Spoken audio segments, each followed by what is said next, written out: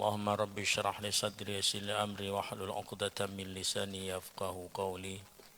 Allahumma rabbana anfa'na bima 'allamtana rabbi 'allimna ladzi yanfa'una rabbi faqihna faqih ahlana wa qarabati lana fi dinina ma ba'du. Yang kami muliakan segenap Bapak Ibu hadirin hadirat jamaah salat subuh yang dirahmati oleh Allah Subhanahu wa taala, serta yang kami hormati segenap pengurus Masjid Jami Al Munawwarah, baik di yayasan, ketua dan juga keanggotaannya, serta takmir masjidnya, DKM-nya, ketua beserta jajarannya, serta yang kami muliakan Imam Masjid Jami Al Munawwarah beserta muadzin dan seluruh yang menjadi keanggotaan kepengurusan dalam masjid ini. Bapak Ibu hadirin hadirat yang dirahmati, yang dicintai dan yang diberkahi oleh Allah Subhanahu wa taala.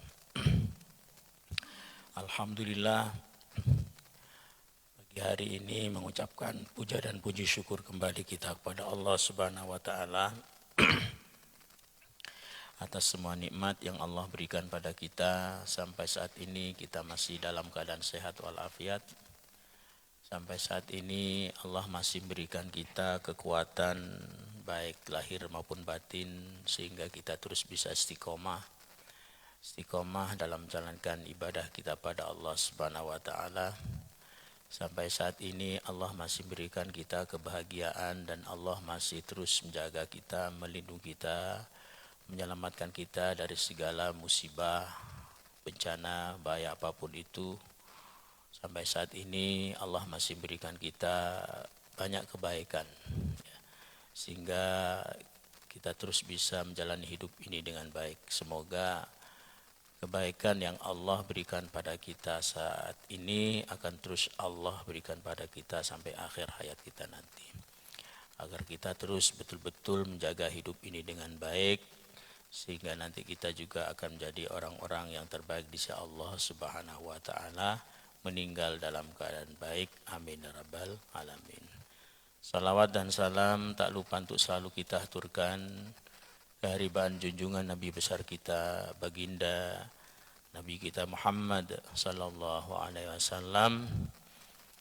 Allahumma salli ala sayyidina Muhammad wa ala ali sayyidina Muhammad beserta keluarganya dan para sahabatnya serta tabi'innya dan tabi'innya sampailah pada kita umat akhir zamannya. Semoga semuanya itu akan menjadi umat Nabi Muhammad yang diakui oleh Rasulullah sallallahu alaihi wasallam, dan mudah-mudahan kita pun juga dalam hidup ini mampu untuk mengikuti jejak langkah beliau, ya, untuk mengikuti dan menghidupkan sunnah-sunnah baginda Nabi Muhammad SAW dalam kehidupan kita sehari-hari sebagai bentuk keimanan kita kepada Rasulullah SAW.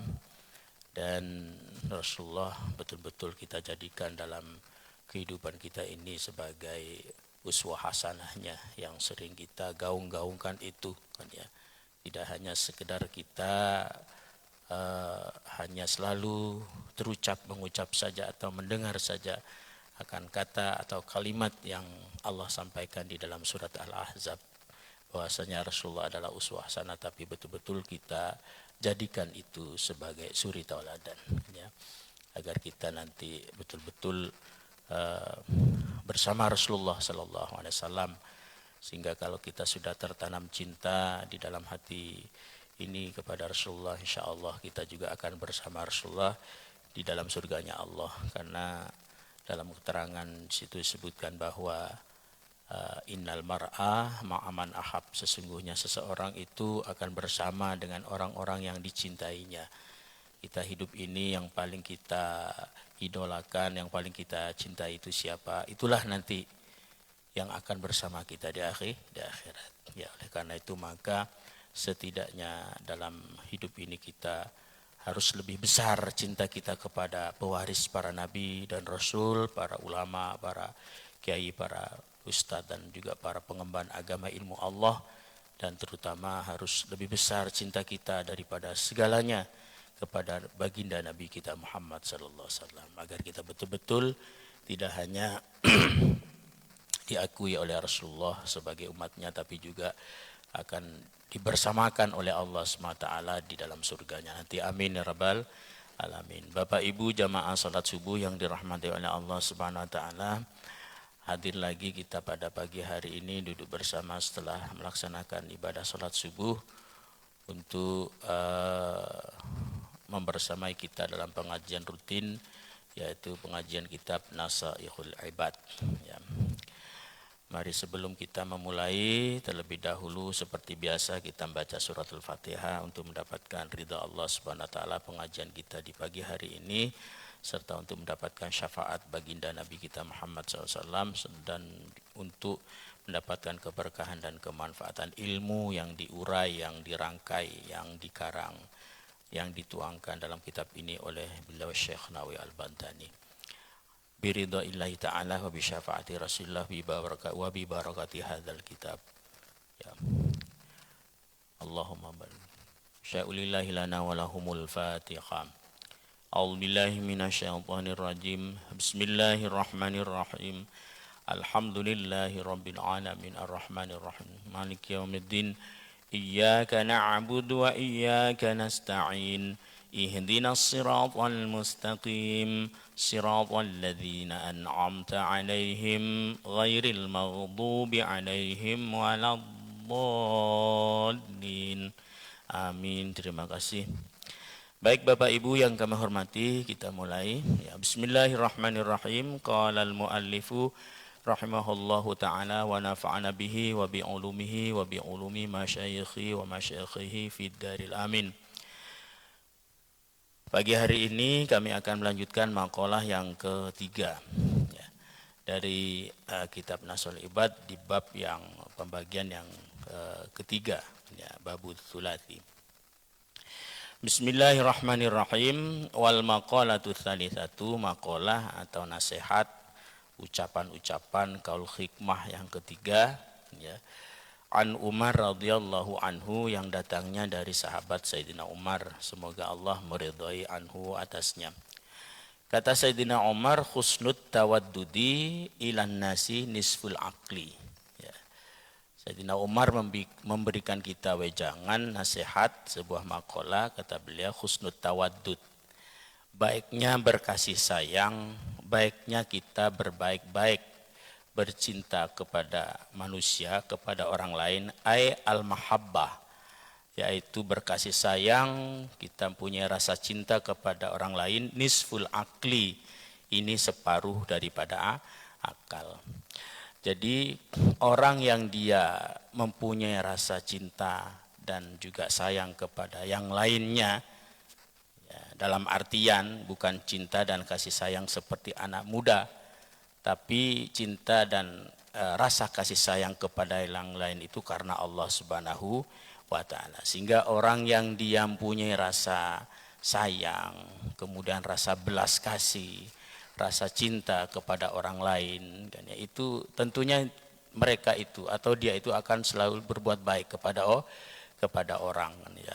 Lah orang yang seperti itu, kata Sayyidina Umar, termasuk orang yang sudah mempunyai akal yang sempurna. Separuh akal dari akal yang dimiliki oleh seorang itu adalah bagiannya itu, separuhnya itu ada rasa cinta kepada yang lain. Karena bagaimanapun hidup ini kita tak akan lepas dari orang lain. Kita hidup sosial, kita makhluk ataupun ya makhluk kita yang hidup secara sosial, hidup secara bersama-sama. Bagaimanapun kita mesti butuh orang lain.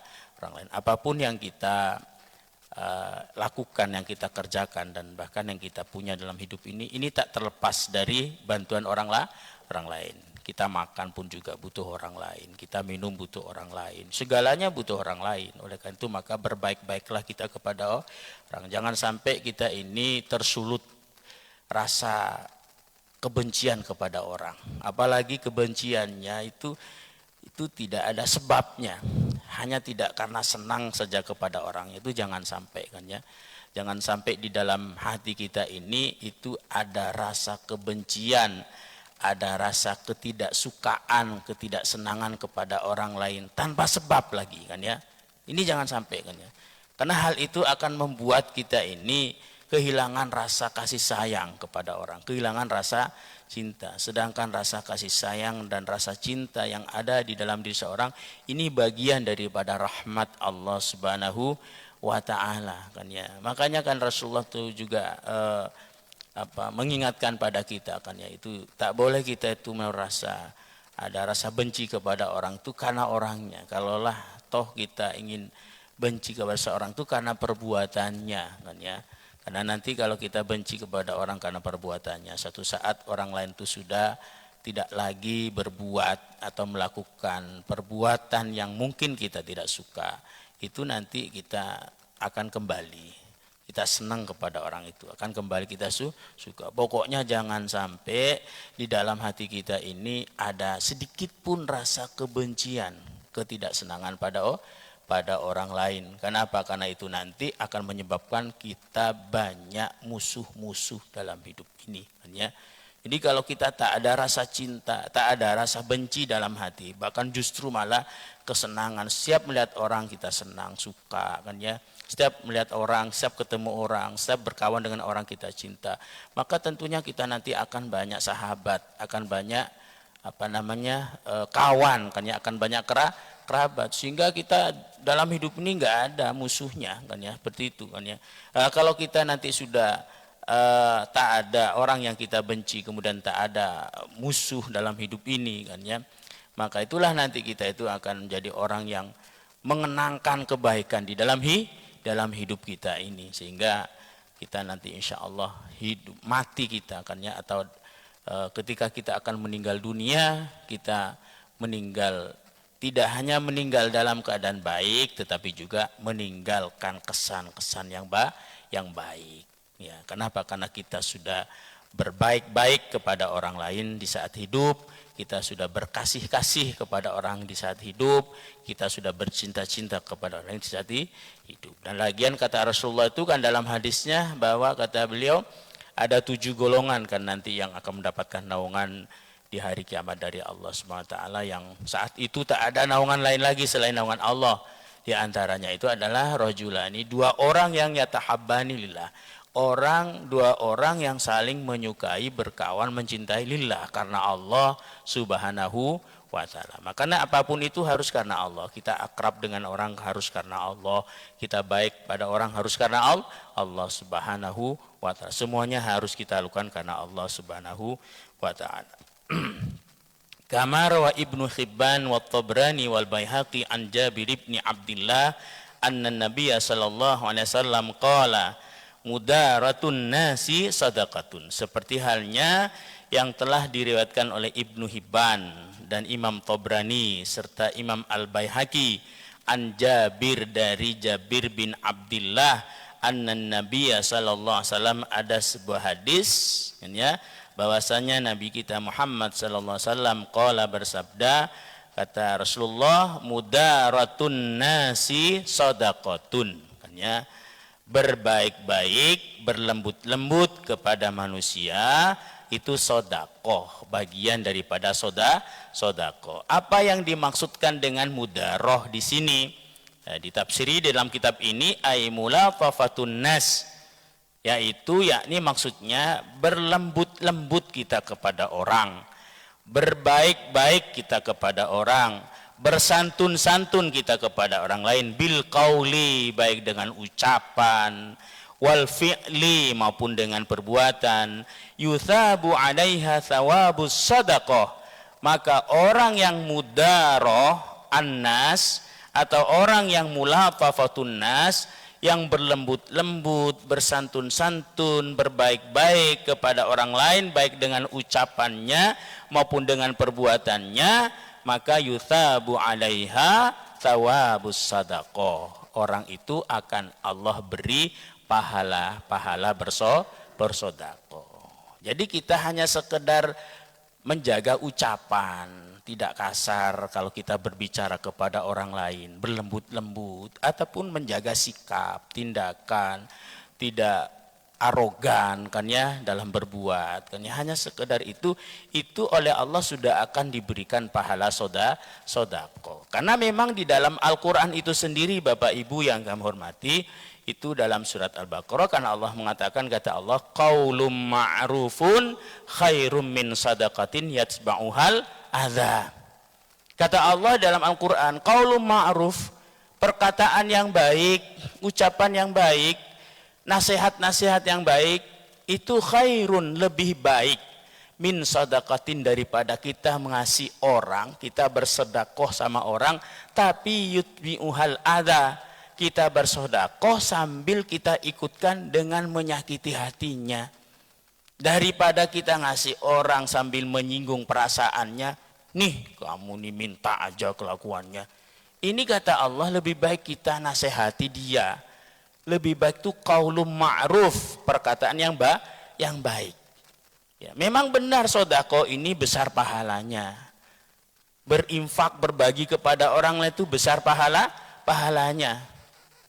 Ya, seperti yang Allah sampaikan di dalam Al-Quran, ayat ini mungkin sering kita dengar, kata Allah, mathalul ladzina yunfiquna amwalahum kamathali habbatin ambatat sab'a sanabila fi kulli sumbulatin mi'atu habba. Perumpamaan orang yang menginfakkan hartanya di jalan Allah Subhanahu wa taala, itu mereka seperti menanam satu benih, yang benih itu akan tumbuh pohon, di pohon itu akan memunculkan 7 ranting, setiap satu ranting akan memunculkan 100 buah, 1:700. Begitu besar pahalanya orang yang bersedekah, pahalanya orang yang berinfak. Tapi kalau sedekahnya kita kepada orang justru malah menyakiti hatinya, lebih baik kita ini berkata-kata yang baik saja, menasihati saja. Ada mungkin keluarga kita, saudara kita ke rumah kan ya, karena mungkin belum punya pekerjaan kan ya, selalu datang ke rumah, bang, mbak, tolonglah bantu ini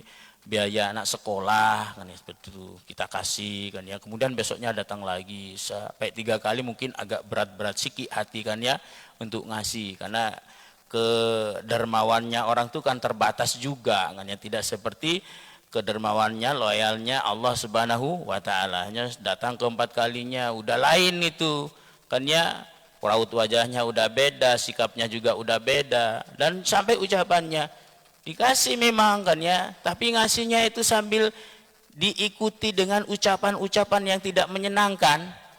Ini bikin saudaranya terbebani terus kan ya, bikin saudaranya dikasih beban terus. Udah, makanya cari kerja biar nggak merepotkan saudaranya terus lu kan ya. Ini namanya kita ngasih orang sekalipun saudara, tapi kita sambil mengikuti ucapan-ucapan yang menyakitkan hatinya. Hal seperti itu kata Allah, khairum min sadaqatin yatsba'uha adzam. Lebih baik kita qaulum ma'ruf, kita nasihati dia itu ya, daripada kita bersedekah, berbagi, tapi kita sambil menyinggung, menyakiti hati. Lebih baik mungkin dia datang, gini aja Mas, Dek, gini ya, itu kayaknya di lingkungan sini ada butuh satpam, nanti saya sampaikan ya, barangkali bisalah kamu kerja sini. Ini lebih baik seperti itu tuh Mas kan ya, daripada kita ngasih sambil menyakiti hati. Karena yang merusak, menghilangkan pahala sedekah ini sebenarnya 2 kata Allah. Apa kata Allah dalam Quran? La tubtilu sadaqatikum bil manni wal adza. Jangan sampai batalkan, hilangkan, rusakkan pahala sedekah-sedekah kalian itu bil manni wal adza, dengan mengungkit terus apa yang kita beri kepada orang lain, dan al adza, sambil menyakiti. 2 saja yang merusak pahala sedekah ini kan ya. Mengungkit-ungkit, setiap ketemu orang yang kita kasih baju selalu disebutin, baju yang saya kasih ya bagus sekali. Besoknya ketemu lagi, diungkit lagi, Masya Allah luar biasa, kamu tambah cakep pakai baju ini yang saya kasih, mahal loh itu, saya dulu beli dari Amerika kan ya, harganya sekian juta. Ini buat orang lain pun juga tersinggung nantinya kan ya. Ini orang lain ini setiap ketemu mesti diungkit lagi. Ini nggak bagus. Hal seperti ini justru yang menghilangkan, merusak pahala sodako, kan ya. Jadi kita kalau ngasih sama orang, ya udah kasih aja tuh maksudnya, kan ya. Kasih aja, nggak usah kita sebut-sebutin, nggak usah kita apalagi sambil menyinggung perasaannya. Karena orang bersodako ini ibarat orang yang sedang membuang sampah. Membuang sampah, ya udah nggak usah inget-inget lagi itu maksudnya. Masa ada orang yang dia habis makan sate dibuang bungkusnya, diingat-ingat lagi, jangan-jangan masih ada satenya sedikit tusuknya, kan ya. Kan nggak mungkin seperti itu kan. Jadi itu menampakkan kepelitannya. Pada sedekah itu ya udah, ya, mau orang lain itu yang kita kasih, dia mau dipakai, mau diberikan sama orang lagi, ataupun mau dijual, ya terserah. Yang penting kita sudah ngasihnya kita itu betul-betul karena Allah Subhanahu wa Ta'ala, kan ya, seperti itu.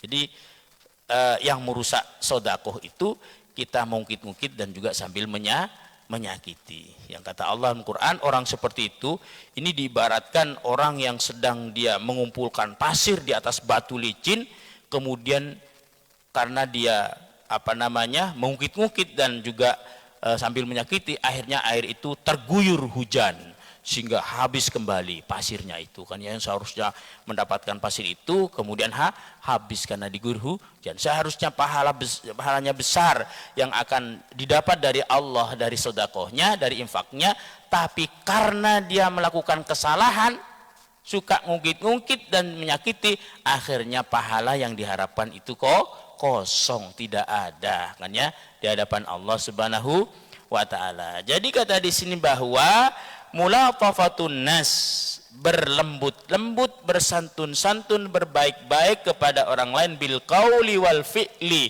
baik dengan ucapannya santun, kan ya, enak didengar, tak pernah menyinggung perasaan orang lain, tak pernah kasar-kasar dalam berbicara, lembut sekali. Siapa yang nggak senang, kan ya, kalau ada orang bicaranya lembut, bil fi'li, dan juga perbuatannya, sikapnya lembut sekali. Ini Rasulullah banget, kan ya. Rasulullah kalau berbicara lembut, kalau bersikap berbuat itu juga lembut. Maka orang yang seperti itu, kata Rasulullah sallallahu alaihi wasallam, yuthabu 'alaiha thawabus sadaqah, akan Allah kasih setiap berbicara dengan lembut, setiap bersikap berbuat dengan lembut, Allah kasih padanya itu pahalanya orang yang bersodakoh, kan ya. Ini kan luar biasa, kan ya. Hanya sekedar kita berbicara lembut pada orang, tapi kita dapat pahala sodakoh sekalipun kita tidak bersodakoh.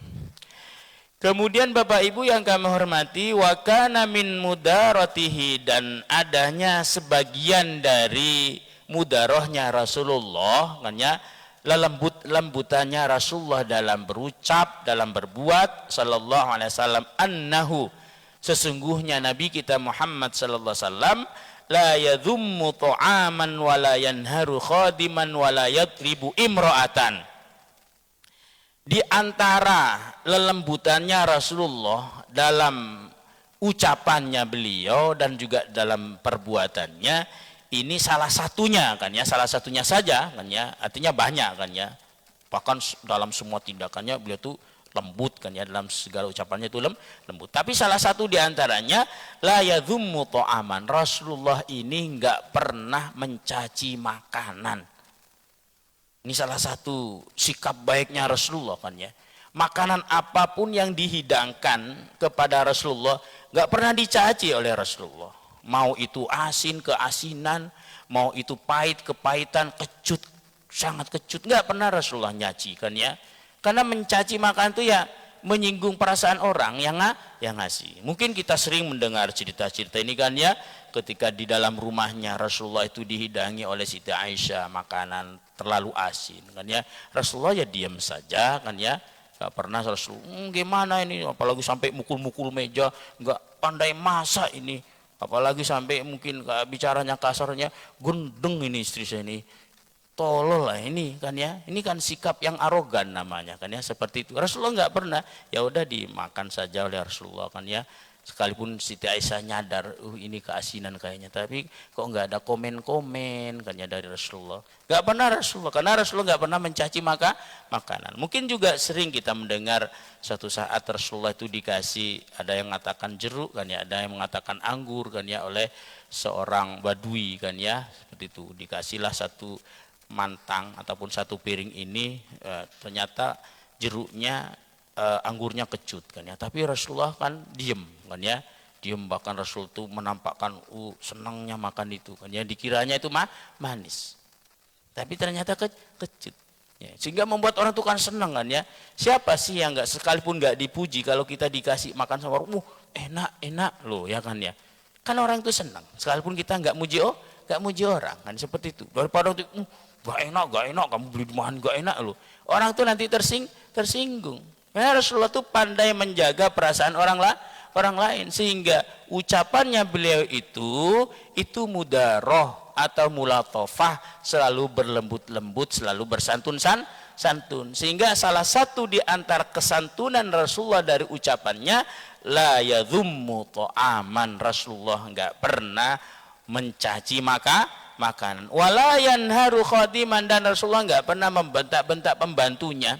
Jadi Rasulullah selain punya budak, punya pembantu kan ya, pembantunya itu nggak pernah dibentak sekalipun salah, mungkin sekalipun kelihatan dia lagi malas-malasan, nggak pernah, paling ya teguran biasa. Kalau kita sekarang kan nggak kan ya, semuanya diserahkan kepada pembantu, nanti kalau ada sedikit nggak beres, wah habis pembantunya itu kan ya, dimarah-marahin dan sebagainya. Lah ini salah satu sifat-sifat perbuatan-perbuatan yang tidak terpuji ya, yang tidak baik, yang tidak elok, yang tidak pernah dicontohkan oleh baginda Nabi kita Muhammad sallallahu alaihi wasallam. Kemudian di antara kelembutannya Rasulullah itu di dalam perbuatannya, selain nggak pernah mencaci makanan, kemudian juga nggak pernah membentak-bentak pembantunya, wala yadribu imro'atan, Rasulullah itu nggak pernah memukul wanita, baik orang lain maupun istrinya sendiri ataupun keluarganya atau anak-anaknya. Nggak pernah kita dengar dari sejarah-sejarah yang ada dari perjalanan Rasulullah menikah dengan Siti Khadijah, kemudian Suaidah kan ya, karena setelahnya Siti Khadijah Rasul itu menikah dengan namanya seorang perempuan Suaidah kan ya, putri daripada Zam'ah namanya. Baru setelah itu menikah dengan Siti Aisyah, putrinya Abu Bakar. Setelah itu menikah dengan Hafsah, putrinya Sayyidina Umar, karena ada istri Rasulullah, dua istri Rasulullah yang anaknya sahabatnya Rasulullah itu sendiri, yaitu Siti Aisyah, istri ketiganya Rasulullah, putrinya Abu Bakar, kemudian Hafsah, istri keempatnya Rasulullah, putrinya Sayyidina Umar. Sepanjang perjalanan hidup Rasulullah dalam sejarah menikah dengan beberapa wanita kan ya, ini nggak pernah kita dengar Rasulullah itu apalagi yang mau memukul KDRT kan ya, sedangkan mungkin membentak-bentak saja nggak pernah ya.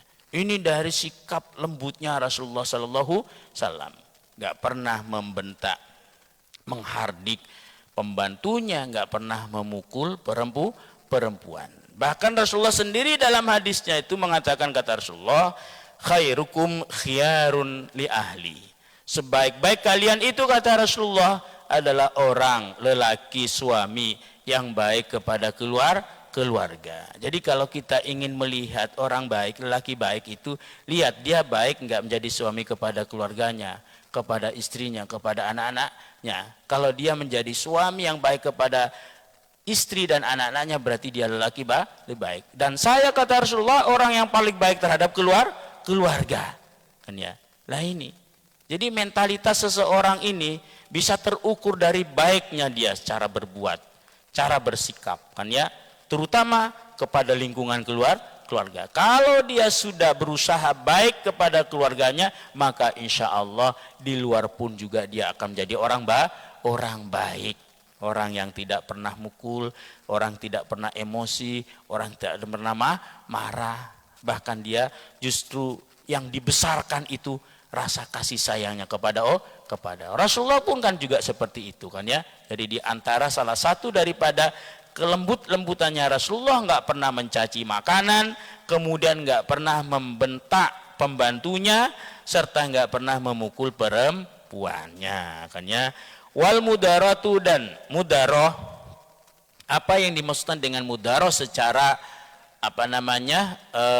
secara ta'rifnya kan ya, ya tarkud dunia. Mudaroh itu adalah perbuatan atau sikap meninggalkan dunia li ajlid din, karena untuk agama, itu mudaroh. Jadi mudaroh arti secara lafadznya kan mulatofatun nas, berlembut-lembut kepada orang lain. Tapi maksudnya mudaroh itu kata di sini tarkud dunya li ajlid din, meninggalkan dunia karena agama. Aksul mudahana, kebalikan daripada mudahana. Jadi yang dimaksudkan mudaroh di dalam syariatnya itu ya meninggalkan dunia, ya, dan juga meninggalkan dunia karena agama. Segala perbuatan apapun itu yang sifatnya meninggalkan kepentingan dunia untuk kepentingan akhirat, itu namanya mudaroh. Ya, karena memang mencaci makanan itu dunia sifatnya tuh Mas kan ya. Kita mencaci orang itu kan dunia sifatnya kan ya. Kita sekalipun di situ ada berat dalam hati harus diluapkan kan ya. Tapi kita bisa menahan emosi itu, tidak mencaci, tidak marah, berarti kita sudah meninggalkan dunia li ajlid din, untuk agama. Mencaci makanan itu karena perbuatan dunia, kemudian membentak-bentak siapapun, membentak pembantunya kan ya, ini juga karena perbuatan dunia, serta memukul perempuan, baik itu anak mungkin putrinya maupun istrinya atau siapapun atau orang lain, itu juga perbuatan dunia. Lah kalau bisa menahan seperti itu, berarti kita sudah tarkud dunia li ajliddin, karena untuk agama. Karena agama tidak mengajarkan seperti itu. Karena agama melarang seperti itu. Agama melarang kita mencaci makanan, dan apapun itu nggak boleh dicaci. Setidak sukanya kita nggak boleh kita mencaci. Cukup kita tahan di dalam hati. Ini ajaran agama. Agama juga melarang kita untuk yanhar khadiman, membentak pembantu atau membentak siapapun. Seemosi apapun kita, semarah apapun pada perbuatan pembantu, pada perbuatan orang, itu harus bisa kita ngontrol emosi, harus bisa menahan.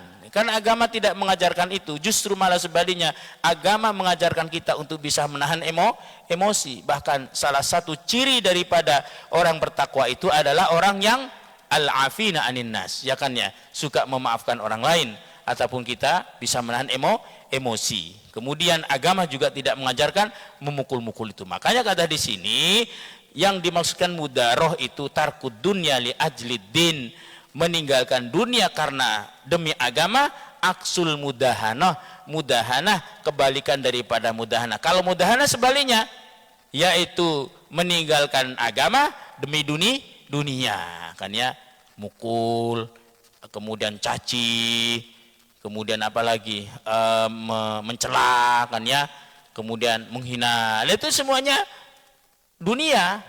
Justru malah dunianya yang dilakukan, agamanya ditinggalkan, karena seperti itu ya. Kemudian kata Sayyidina Umar juga, wa husnus su'ali, dan baiknya pertanyaan ya.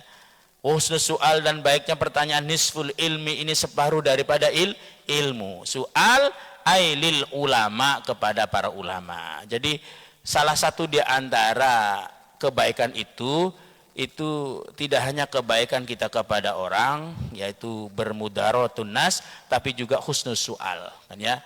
Baiknya pertanyaan, kalau ada apa-apa kita bertanya dengan pertanyaan yang baik, berarti kita sudah mempunyai sebagian daripada ilmu. Ya seperti saat ini ataupun setiap pagi pengajian kan ya, kan tak mungkin semuanya tersampaikan, mesti ada hal-hal yang membuat kita ingin bertanya kan ya, hal-hal yang membuat kita bingung. Lah kalau dapat bertanya saat itu kan ya, saat mungkin disampaikan atau di dalam pengajaran, saat diajarkan ada pertanyaan yang bagus, berarti ini bagian daripada ilmu.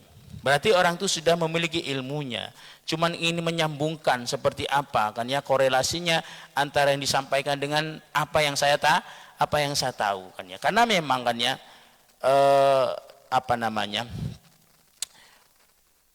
jawaban-jawaban ataupun ilmu-ilmu itu akan berkembang itu berawal dari permasalahan. Ya. Al-Quran pun juga turun, ini kan berawal dari permasalahan. Baru Allah turunkan Al-Quran pelan-pelan, ya kan ya. Di situ ada masalah apa namanya, minum khamr kan ya. Ini kan menjadi problem dalam kehidupan. Nah, itu akhirnya Allah turunkan ayat kan ya. Turunkan selanya jawabannya sebagai solusi kan ya, pengharaman khamr. Kemudian ada masalah, ada orang dia pinjam meminjam kan ya, ada pemodal suka meminjamkan modalnya, uangnya, hartanya, tapi hanya diambil keuntungannya, sehingga membuat problem dalam kehidupan saat itu, membuat resah orang-orang kan ya, membuat ketidaknyamanannya sosial. Akhirnya Allah turunkan ayat tentang riba, katakan bahwasanya itu riba. Ada saat itu dulu mengadu kepada Rasulullah kan ya. Kata Rasulullah, kata seorang sahabat, ya Rasulullah gimana? Saya melihat orang-orang di situ, dia sahabat kita, orang muslimin, ya mondar-mandir di situ, pergi ke pergi ke Marwah, Safa Marwah dia beribadah. Yang kebiasaan saat itu Safa Marwah itu masih menjadi apa namanya, salah satu budaya ritual orang-orang jahiliyah. Akhirnya Allah turunkan ayat. Kata Allah, innas safa wal marwata min syairillah. Sesungguhnya Safa dan Marwah ini bagian daripada syiar-syiar agama Allah. Nah, sehingga adanya turunlah solusi. Ya.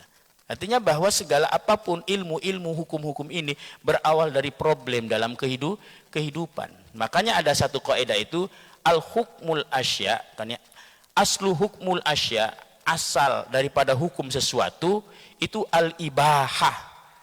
Ya, itu adalah boleh. Hatta tadullu ala tahrim, sehingga ada dalil yang menunjukkan keharaman. Jadi asal dari sesuatu itu boleh sampai ada dalil yang menunjukkan keharaman. Berarti itu artinya apa? Bahwa ilmu-ilmu yang ada ini atau hukum-hukum yang ada, baik yang dalam Quran ini berawal dari masalah, berawal dari problem. Baru ada keputusan hukum. Sama dengan kehidupan kita dalam hukum negara kan ya. Dulu belum ada mungkin hukum teroris. Karena sudah ada teroris baru ada dicetuskan hukum teroris. Belum ada mungkin hukum apa namanya, mensalahgunakan elektronik kan ya.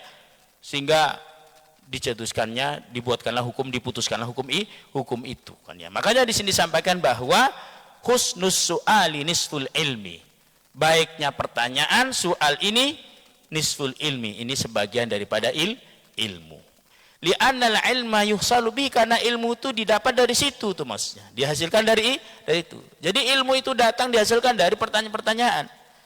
Makanya coba kita perhatikan pengarang kitab kan ya, mesti di situ ada kalimat, ada kata, karena saya didesak kan ya oleh sahabat-sahabat seperti Imam Syafi'i yang mengarang kitab kan ya, untuk mengarang kitab ini maka saya mengarang kitab ini. Itu kan berawal dari pertanyaan, berawal dari problem-problem yang ada sehingga memunculkan ilmu. Makanya di sini dikatakan, kata Sayyidina Umar, husnus su'ali nisful ilmi, baiknya pertanyaan itu adalah sebagian daripada ilmu. Kemudian kata beliau, makalahnya beliau, nasihatnya beliau, wa husnut tadbir, dan baiknya pengaturan, baiknya manajemen kan ya, baiknya apa namanya, perancangan kan ya, ai ijra'ul umuri ala ilmil awaqib, yaitu perencanaan sebuah urusan, sebuah perkara ala ilmil awaqibi, atas ilmu sebab akibatnya, nisful ma'isyati, ini bagian daripada kehidupan. Jadi tadi dikatakan bahwa baiknya soal pertanyaan itu bagian daripada ilmu. Kemudian di sini Sayyidina Umar melanjutkan bahwa baiknya tadbir, ya, baiknya perencanaan, planning kan ya, planning apapun itu kan ya, ataupun ya perencanaan, rencana, gambaran kan ya, itu ijra'ul umur, perencanaan segala urusan ala ilmil awaqib, atas untuk mengetahui sebab akibatnya, ini bagian daripada kehidupan. Makanya sesuatu apapun itu yang akan kita kerjakan, ini harus kita planningkan dulu tuh maksudnya. Makanya kan orang setiap bangun rumah itu kan ada sat plan-nya ya kan ya. Karena sat plan itu nanti yang akan melancarkan. Kalau seandainya kita mau bangun rumah nggak ada sat plan-nya, bingung nanti. Ini mau di model kayak apa rumah ini? Sehingga itu menghambat. Bisa memakan waktu dan juga biaya. Kenapa? Nggak ada sat plan-nya. Coba kita perhatikan PT-PT, pengembang-pengembang kan ya. Pengembang rumah kan ya, seperti itu kan ya, itu membuat rumah tuh sudah ada sat plan-nya. Contohnya kita beli rumah, sat plan-nya ini Pak, ini tatanya, ini bagian ini blok A, ini blok D, ini pasum, ini tanah lahan untuk masjid, ini apa namanya secara umum kan ya, ini jalan, pintu masuknya lewat sini kan ya. Kemudian sat plan-nya juga rumah kita, nah, kan ya. Ini kamar, 2 kamar sebelah sini, ini kamar mandi, ini ruang utama, ini ruang tamu, ini teras. Ini sat plan. Nah, sat plan itulah yang nanti bisa membantu kemudahan-kemudahan kan ya. Karena sudah ada sat plan, sudah ada planning, sudah ada perencanaan, sudah ada tadbir, sehingga itu akan melancarkan untuk pekerjaan. Maka semua apapun itu harus kita konsep dengan perencanaan. Kita seumpama apa? Mau punya keinginan kan ya, pokoknya targetannya tahun 2030, nah saya harus seumpama pergi haji, ini harus di sat plan, harus di planning, karena sat plan atau planning itu nisful ma'isyah, bagian daripada kehidupan. Dalam satu kaidah dikatakan di situ bahwa al-haqqu bi ghairi nizam yughlibuhul batil bi nizam. Kebenaran yang tidak tersat plan, yang tidak terencana, yang tidak tersistematis akan dikalahkan dengan kebatilan yang tersat plan. Ya, sekalipun kita besar tapi tidak ada perencanaan, akan mudah dikalahkan dengan hal-hal yang kecil tapi terstruktur, terencana. Mungkin kita ingat di dalam surat Al-Baqarah kan ya, ketika di situ Allah bercerita tentang masalah perseteruan antara kerajaan Talut dan Jalut kan ya. Talut itu ketika membawa pasukannya itu di tengah perjalanan itu kan tersisa 313 yang akan menghadapi kekuatan pasukan Jalut 1000 lebih, bahkan lebih daripada 1000. Tapi menang, bisa menumbangkan. Kenapa? Karena Talut mempunyai sat plan yang bagus, perencanaan ataupun apa namanya sistematisnya kan ya, tersistematis kan ya, sehingga dia mampu kan ya. Sampai Allah katakan di situ kan ya, kam min fi'atin qalilatin ghalabat fi'atan katsiratan biidznillah. Berapa banyak golongan yang sedikit mampu mengalahkan golongan yang banyak biidznillah, karena izin Allah. Itu karena perencanaannya matang kan ya. Perang Uhud kalah Rasulullah saat itu para sahabat karena perencanaannya itu lebih bagus daripada orang-orang kafir. Sehingga orang kafir yang punya perencanaan yang lebih bagus akhirnya bisa mengalahkan, memukul mundur pasukan Rasulullah Sallallahu Alaihi Wasallam. Jadi sat plan perencanaan atau tadbir kan ya, ini harus kita punya kan ya, dalam untuk kita meniatkan apa, dalam untuk kita untuk apa namanya memiliki ataupun menginginkan apapun. Sehingga di sini dikatakan husnut tadbir nisful ma'isyah. Baiknya perencanaan atau planning itu nisful ma'isyah, itu bagian daripada kehidupan. Wahia maksabul insan alladzi ya'ishu bisababihi, itu adalah usaha manusia yang menyebabkan dia berlangsungnya hidup bisababi dengan sebabnya ya. Jadi ketiga nasihat ini datangnya dari Sayyidina Umar yang sangat luar biasa sekali kan ya, yang sangat bermanfaat bagi kita. Yang pertama ya, kata Sayyidina Umar, husnut tawadud ilan nas, baik-baiklah kita ataupun berkasih sayanglah kita kepada manusia atau kepada orang, karena itu sebagian daripada akal kan ya. Kemudian dilanjutkan oleh hadis Rasulullah, mudaratun nasi sedekah, berlembut-lembut kepada orang lain itu sedekah. Yang kedua nasihatnya Sayyidina Umar kepada kita dalam kitab ini, husnus su'al nisful ilmi, baiknya pertanyaan itu adalah bagian daripada ilmu, serta wa husnud tadbir, dan juga baiknya pengaturan, perencanaan, planning itu bagian daripada nisful ma'isyah, daripada kehidupan. Kalau kita mempunyai perencanaan berarti kita sudah mempunyai perencanaan ataupun kita sudah mempunyai bagian daripada kehidupan kan ya. Kalau sesuatu yang tidak direncanakan itu nanti yang membuat kita lebih capek, lebih lelah kan ya dalam untuk mengerjakannya seperti itu. Oleh karena itu maka apa yang menjadi nasihat pagi hari ini semoga kita mampu untuk mengamalkannya kan ya, karena pasti insya Allah bermanfaat dalam kehidupan kita ini, dan semua kita oleh Allah terus diberikan kebaikan-kebaikan dalam hidup ini. Amin ya rabbal alamin. Ya, wal maqalatur rabi'atu wallahu a'lam bissawab. Bapak Ibu jamaah salat subuh yang dirahmati oleh Allah SWT, mungkin sampai ini saja untuk ngaji kita pada pagi hari ini. Semoga menjadi ilmu yang bermanfaat dan menjadi waktu yang terbaik di sisi Allah SWT. Dari kami hadanallahu wa iyyakum ajmain. Assalamualaikum warahmatullahi wabarakatuh.